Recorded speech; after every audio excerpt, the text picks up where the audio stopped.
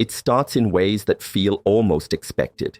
You stand from a chair and your knees resist. You roll your shoulder and hear that soft crunch. You chalk it up to the calendar, because what else could it be? You're not 20 anymore, and your joints, well, they've been through a life. Years of movement, of lifting, of walking the long road. So you tell yourself this is just how aging works. That discomfort is part of the price. But what if it's not just the years? What if the pain isn't only from wear and tear, but from what's still on your plate? You wouldn't expect it. After all, you've been eating healthy. You gave up soda, you trimmed the sugar, you walk when you can, stretch when you remember. But there's this lingering ache, a heaviness in the hips, a tightness in the hands, and you can't quite place it. The doctor says your labs look fine. You're told to keep moving, maybe try turmeric, maybe just accept it.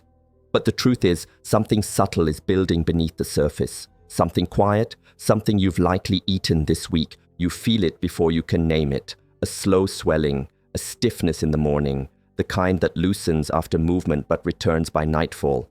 It's not sharp enough to scream, but not mild enough to ignore. It sits in your body like a fog. And if you're like many, you're still adding fuel to it, 3 times a day, without even knowing. Because buried in your so-called healthy meals may be 5 vegetables with a history of inflaming the very tissues you're trying to protect. Not junk food, not candy. Vegetables, familiar, colorful, and for some seniors, uniquely cruel. Not because you're aging, but because your body is trying to tell you something, and it's time to listen. They've been with you since childhood, mashed into casseroles, sliced into sandwiches, roasted beside chicken on Sundays, tomatoes that burst with juice, potatoes that soften into comfort, peppers that snap between your teeth like summer itself. These aren't strangers on your plate, they're staples, garden regulars, grocery store mainstays, the very things you've been told to eat more of, not less. And yet, there's something peculiar about this group, something that links them beyond color or taste. A family hidden not by name but by chemistry. They're called nightshades, not because they grow in darkness, but because centuries ago, herbalists noticed something odd about them. They looked harmless, even beautiful, but in certain doses, in certain bodies, they stirred unrest. Not everyone noticed, not everyone reacts. But in the ones who do, the symptoms don't come with sirens. They arrive like whispers, slow, persistent, layered beneath everything else.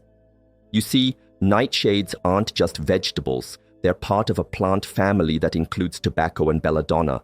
Their defenses aren't claws or thorns, but alkaloids, natural chemicals meant to protect the plant from pests. But what protects a plant doesn't always protect a person.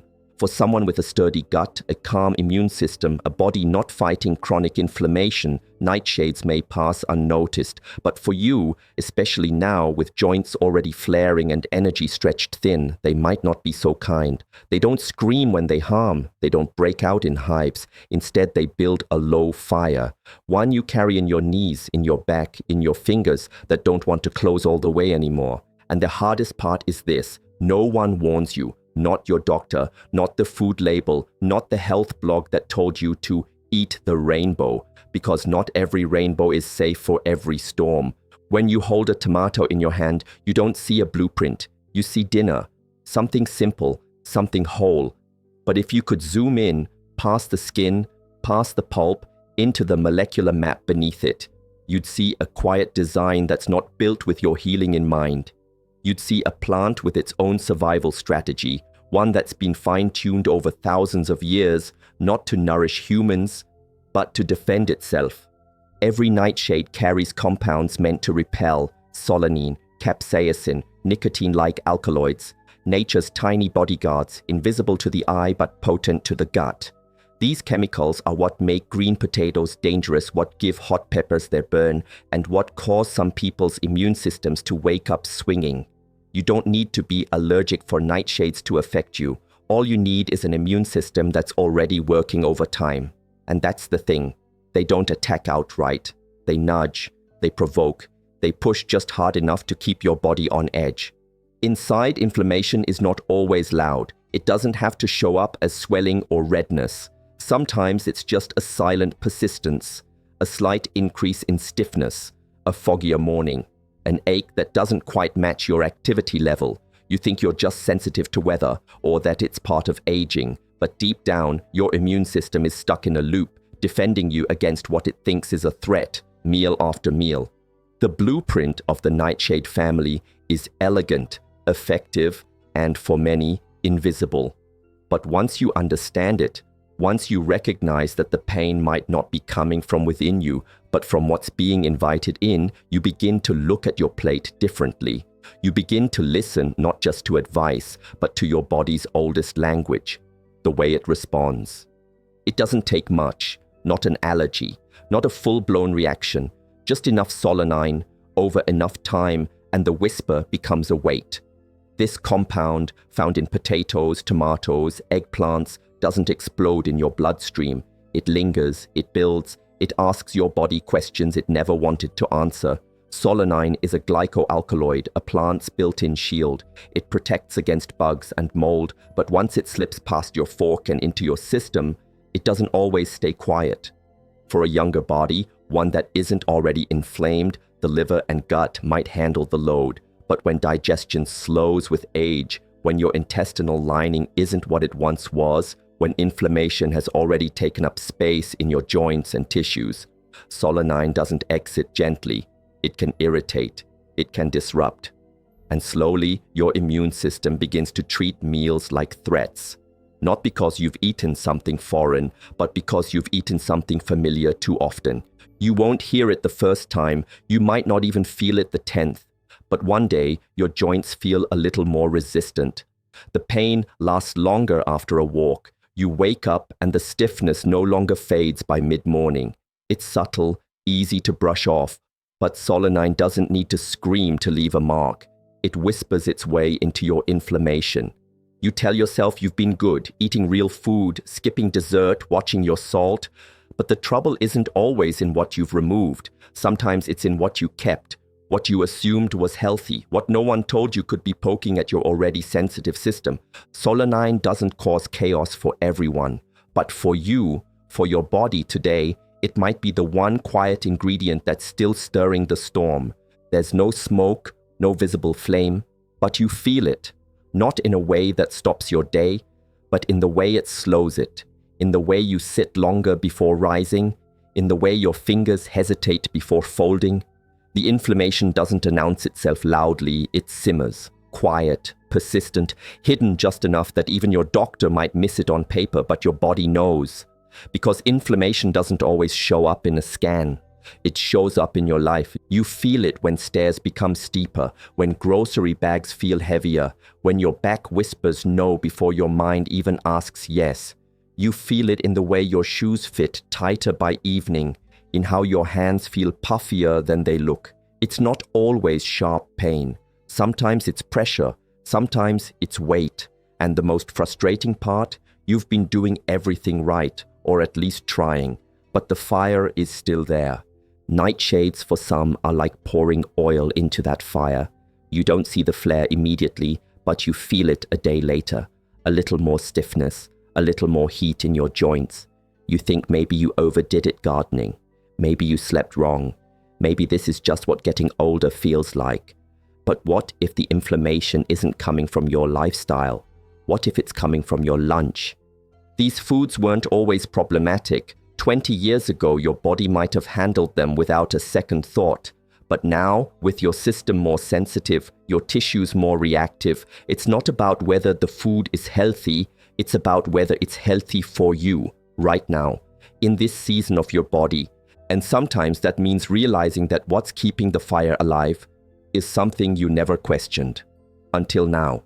You changed your breakfast, oatmeal instead of bacon. You watched your sodium, cut the snacks, added flaxseed to your smoothies. You even tried yoga even though your hips protested every stretch. You've done the green juice, the gentle walks, the turmeric capsules. You've soaked in Epsom salts and listened to podcasts about anti-inflammatory living. And yet, the pain remains. The mornings still come stiff. The nights end with swollen feet. And somewhere deep down, a thought creeps in. You're doing everything right, so why aren't you getting better? The truth is, the answer isn't always in the new things we add.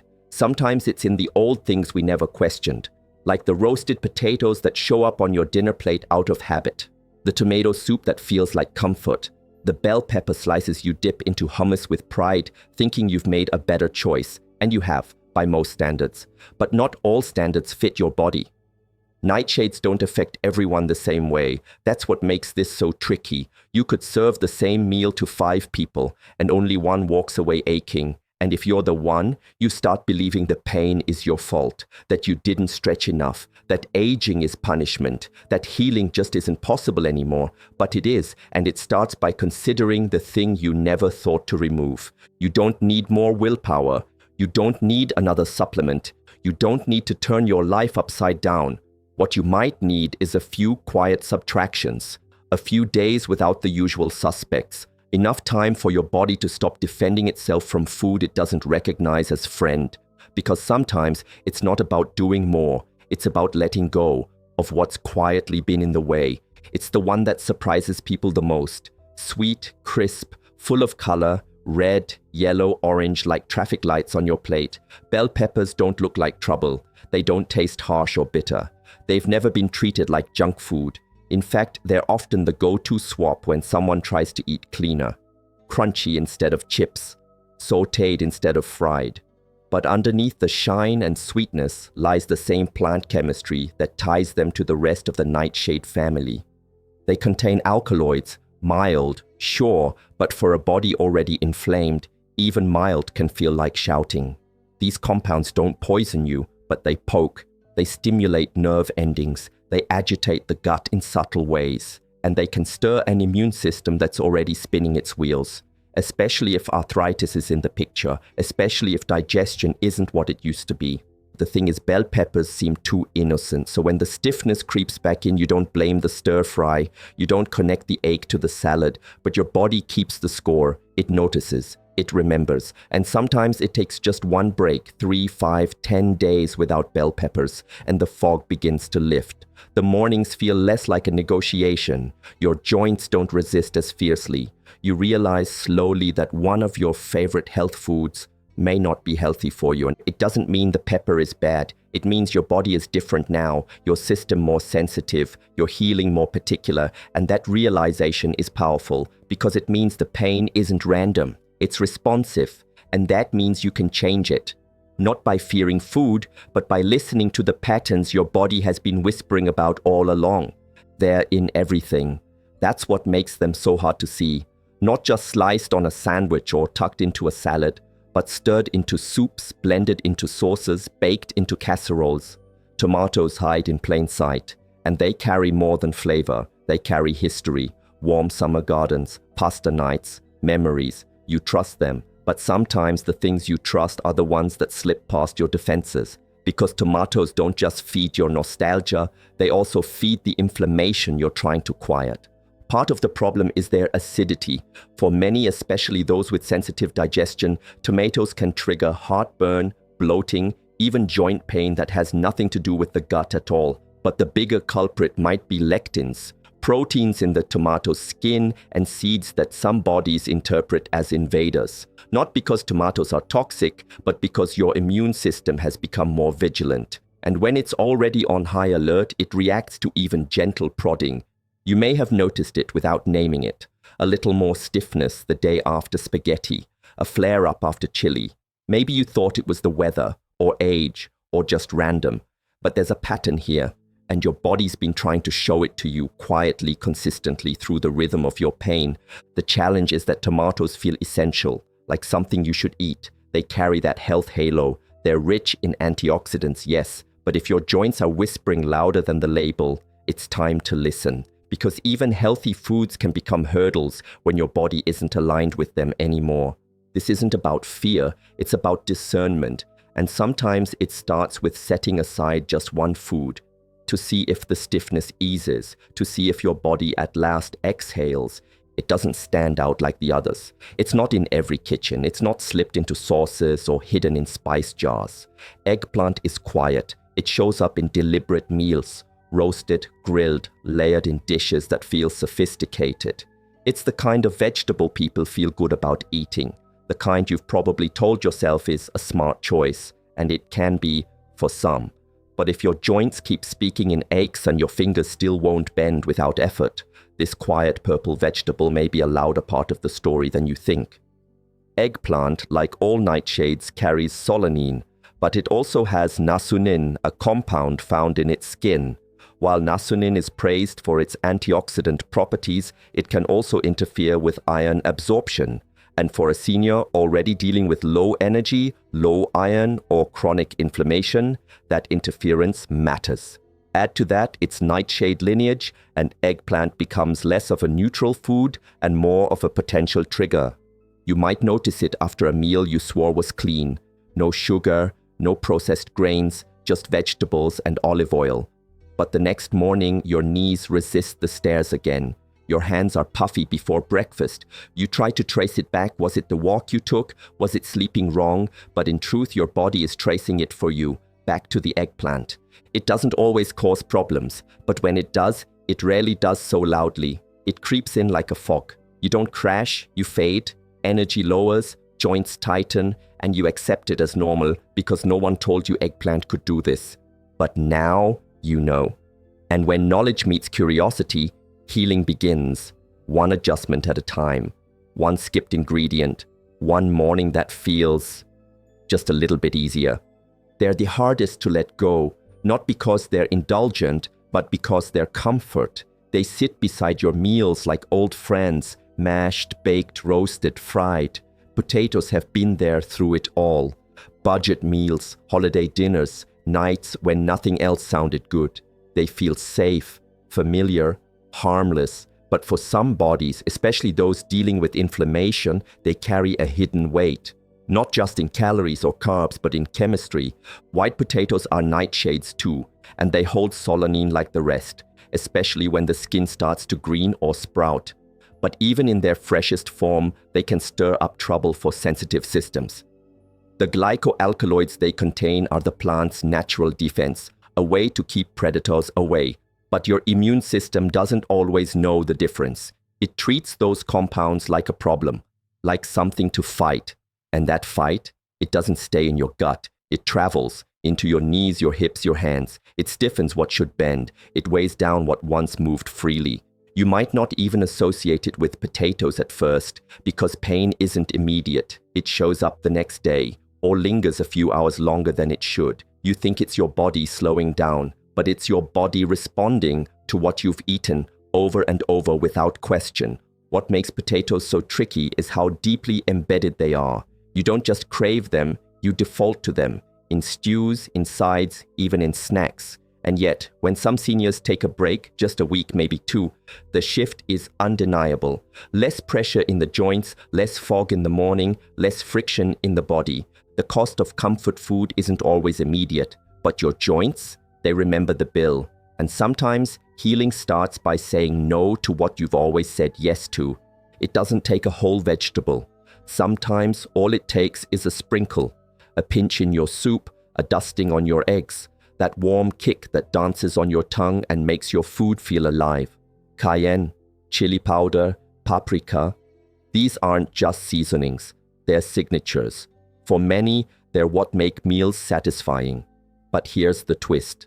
These spices are made from the same family you've been trying to step away from. Nightshades, condensed and concentrated, hiding in your spice rack. It's easy to forget they count. They're not bulky like potatoes or obvious like tomatoes. They're small, they seem harmless, but they carry capsaicin, the compound that gives heat its sting. In some cases, capsaicin is therapeutic, used in creams to numb pain. But taken through food day after day, it can poke at the lining of your stomach, agitate your nerves, and stir a low hum of inflammation you might never trace back to something so minor. And that's what makes it hard. The pain doesn't scream, it simmers. A little more joint stiffness, a little more bloating, the kind of discomfort you chalk up to aging, weather, or stress. But your body is tracking it, responding to it, and the source may be sitting not in your fridge, but in your spice drawer. You've probably been careful, watching your portions, swapping ingredients, doing your best to eat clean, but even the cleanest diet, if laced with irritants your body can't process anymore, still keeps the fire alive. You might feel like you're doing everything and still stuck in the same loop, but now you see it, that even the smallest things matter, that even the powders and pinches can carry weight. And when you finally remove them, you're not losing flavor, you're making space for peace. That's what makes this so confusing. You look around and see others eating the same foods. No problem. Your friend has potatoes every night and still goes dancing. Your neighbor grows tomatoes and swears by their health benefits.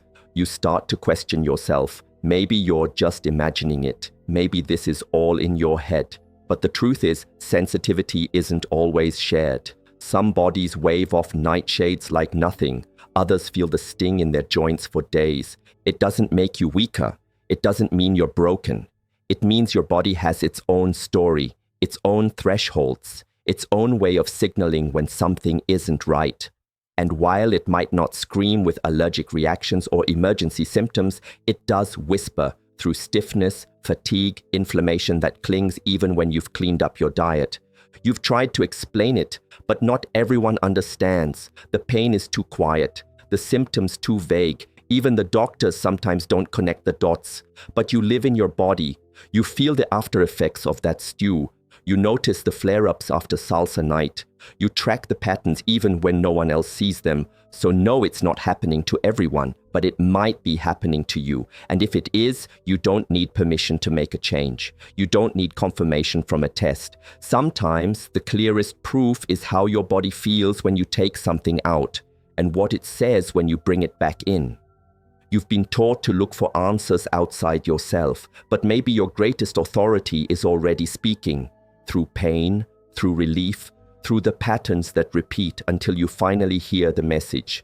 This food may not be meant for you anymore. At first, nothing dramatic. There's no lightning bolt of healing, no overnight miracle, just a shift so subtle you almost miss it. You wake up one morning and the stiffness is less. You reach for a mug and your fingers close more easily. You walk down the hall and realize you didn't wince at the second step. It's not gone, but something's changing. Something is loosening. For some, it starts within 3 days. For others, it takes a week or more.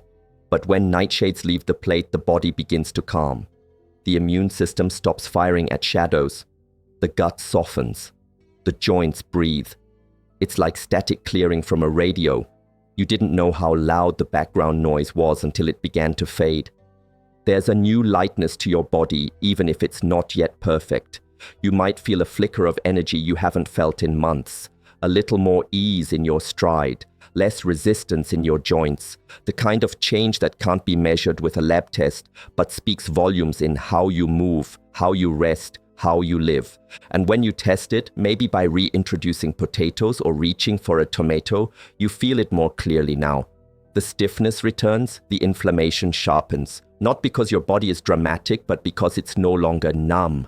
It's no longer drowning in quiet discomfort. You've given it space to feel again, and now it tells the truth.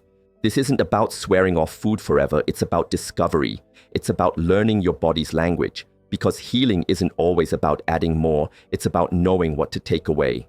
And sometimes all your body ever needed was for you to finally stop feeding the flame.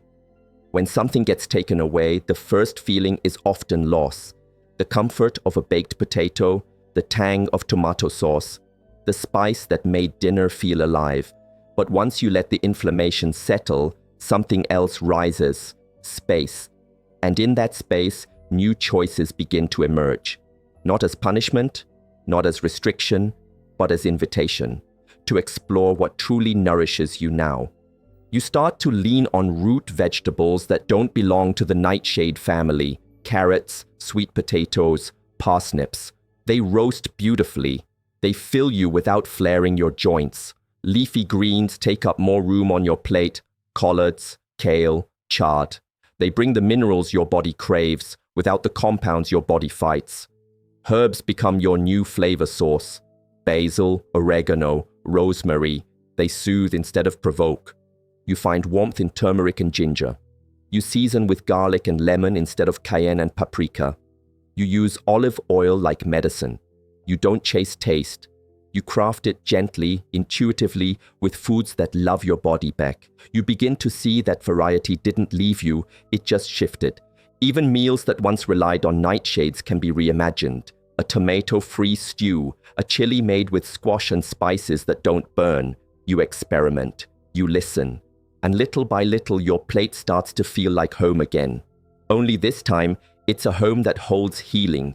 This isn't a diet, it's a dialogue between your body and your choices, between pain and relief, between what once worked and what works now. And as you find new rhythms, new recipes, new comfort in unfamiliar places, you realize you're not losing anything essential. You're gaining something rare. Clarity, control, a way forward, one meal at a time, one gentle shift, toward ease, toward calm, toward a body that no longer begs for relief. The pain wasn't your failure. The swelling wasn't your weakness. The tightness in your back, the fire in your knees, the dull throb in your hands. These weren't signs that you were falling apart. They were signals, not punishment, not decay, but conversation. Your body whispering through sensation, pleading through tension, asking, not angrily, but insistently to be heard, because your body has always been talking to you. And now, maybe for the first time in a long time, you've stopped to listen, and you spent years assuming discomfort was normal. That aging meant pain, that you had to accept the stiffness, make peace with the creaks, learn to live with less energy, less freedom, less comfort. But what if that was never the full story? What if pain is not a verdict, but a message, a red flag waving softly under the surface, one that says, this isn't working anymore? And for some, that message has been nightshades, not in dramatic explosions, but in slow erosion. In quiet inflammation that robs your mornings and steals your strength in small, forgettable pieces. But now you've taken them out, not forever, not out of fear, but out of curiosity, out of courage. And your body, like a friend who's finally been heard, begins to respond. It doesn't dance overnight, but it softens. The tension loosens. The fatigue lifts just a little. You wake up and your hands don't resist you. Your knees don't bargain before rising. You move more freely, not because you've reversed time, but because you've removed what was quietly pulling you under. This is healing, not the flashy kind, but the real kind. The kind that starts in silence, that moves through stillness, that comes not from doing more, but from doing less of what harms you. And in this space, you remember something. You are not broken. You never were. You were inflamed. You were overloaded. You were being asked to change, and you did. That's the most sacred part of this journey, not the meals you skipped, not the foods you left behind, but the belief you chose to build, that your body is worth tuning into, that your pain is worth investigating, that you are worth the effort it takes to feel well again. And now, as your body speaks in new ways, through ease, through lightness, through a calm you forgot was possible, you carry a new kind of power. The power of awareness, of discernment, of sovereignty over what you allow in. You no longer eat by default, you eat by design. And when someone asks why you've changed, you'll answer with quiet certainty, because I listened. This is not restriction, it's revelation, a homecoming to yourself. And while others may keep eating what you cannot, while some may never understand what you've discovered, you'll carry the knowing in your bones. Not because someone told you, but because your body showed you, in the clearest language it has, in the only way it could. And now you understand.